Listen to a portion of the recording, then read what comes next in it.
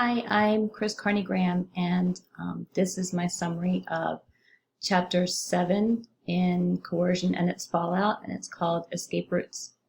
The first section was called Tuning Out. So according to Sidman, people tend to tune out the things in their environment that we don't like. So unless it's something that really needs our attention, we use things we like reading and watching movies as an escape. It doesn't have to be something dramatic that we're trying to escape from. It can be something as simple as a significant other who's going on and on about their day, and we respond occasionally with a nod or a yeah or you don't say. This kind of escape isn't a big deal, but this isn't something that we can do when there's danger involved.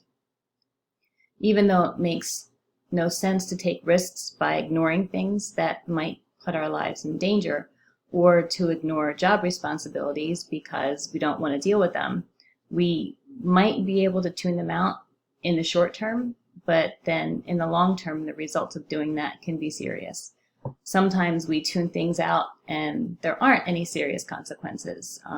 Sometimes the problem really does go away, and in this case, tuning out is reinforced.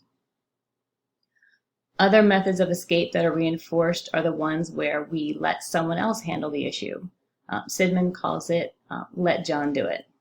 So if we're not ready to face a situation, there very well might be someone who is. And again, the situation is resolved by passing the buck to someone else. And that has been reinforced because they take care of it. In many instances, passing the buck just simply turns into delegating responsibility. And it ends up being the person who escaped his responsibility who ends up, being promoted to a VP in a large company, but not the person who actually did the work. Then there's what Sidman calls the do-nothing strategy. Doing nothing seems better than doing something that could end up being a giant disaster.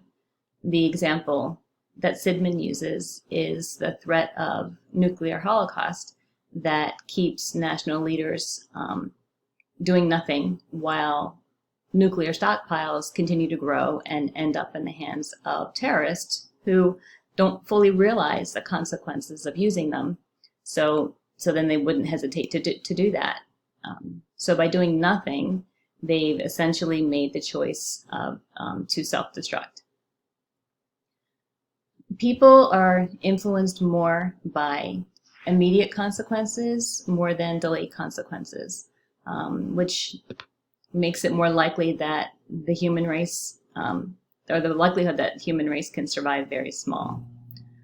By not acting, we make the possibility of disaster more real.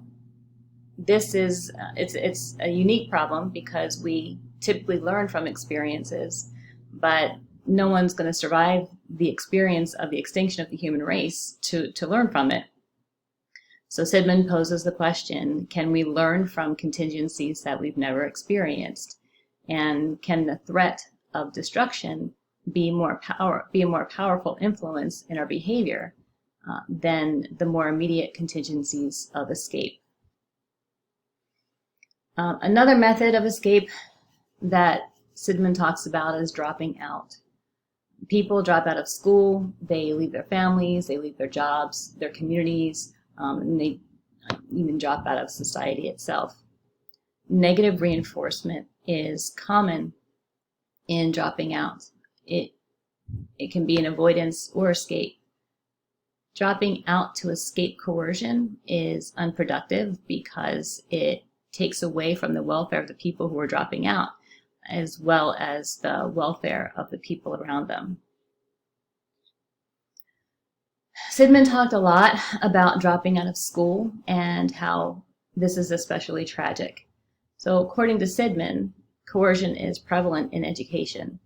The fear of failure isn't enough of a punishment, so therefore it's up to the teacher to provide that punishment.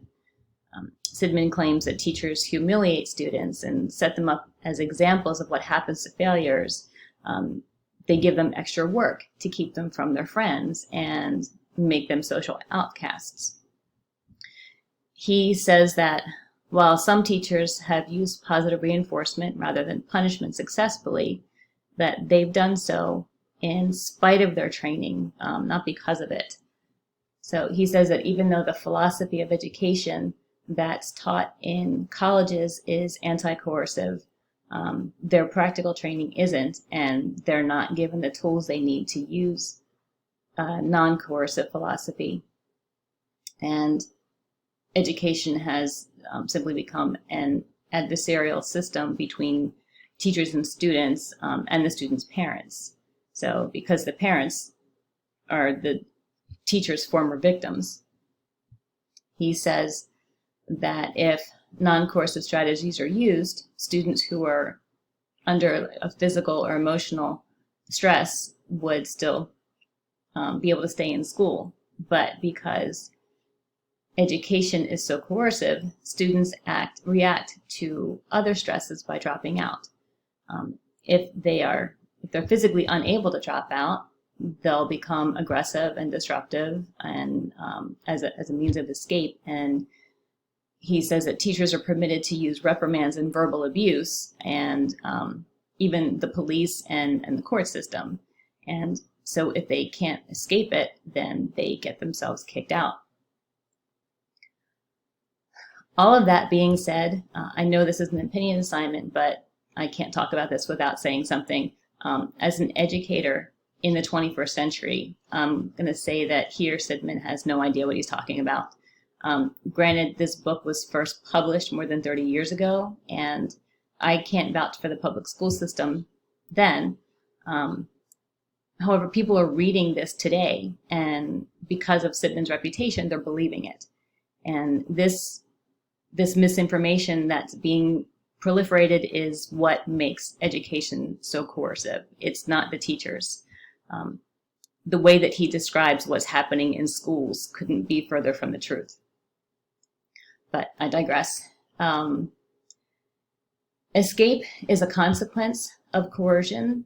So he goes on to say that not only is it coercive for students, but for teachers as well. And it's driving them out of the education system.